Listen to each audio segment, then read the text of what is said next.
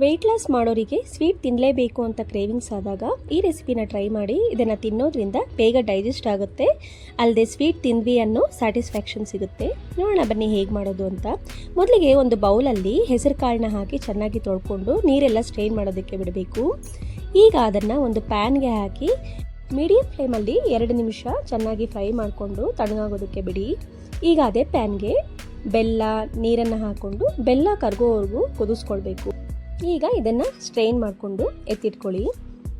ಈಗ ಹೆಸರು ಕಾಳೆಲ್ಲ ತಣ್ಣಗಾಗಿದೆ. ಒಂದು ಮಿಕ್ಸಿ ಜಾರ್ಗೆ ಹಾಕಿ ಚೆನ್ನಾಗಿ ಪೌಡರ್ ಮಾಡ್ಕೊಳ್ಬೇಕು. ನೋಡಿ ಈ ರೀತಿಯಾಗಿ. ಈಗ ಒಂದು ಪ್ಯಾನಲ್ಲಿ ತುಪ್ಪ, ಕಟ್ ಮಾಡಿದಂತಹ ಬಾದಾಮಿನ ಹಾಕಿ ಫ್ರೈ ಮಾಡಿ ಇದಕ್ಕೆ ಏಲಕ್ಕಿ ಪುಡಿ ಮಾಡಿದ ಹೆಸರು ಕಾಳು ತುಪ್ಪ ಹಾಕಿ ಚೆನ್ನಾಗಿ ಫ್ರೈ ಮಾಡಿ ಕರಗಿಸಿರುವ ಬೆಲ್ಲದ ನೀರನ್ನು ಹಾಕ್ಕೊಂಡು ಚೆನ್ನಾಗಿ ಮಿಕ್ಸ್ ಮಾಡ್ಕೊಳ್ಬೇಕು. ಈ ರೀತಿ ಆಗೋವರೆಗೂ ಚೆನ್ನಾಗಿ ಮಿಕ್ಸ್ ಮಾಡಿಕೊಂಡ್ರೆ ಇದು ರೆಡಿ ಆಗುತ್ತೆ.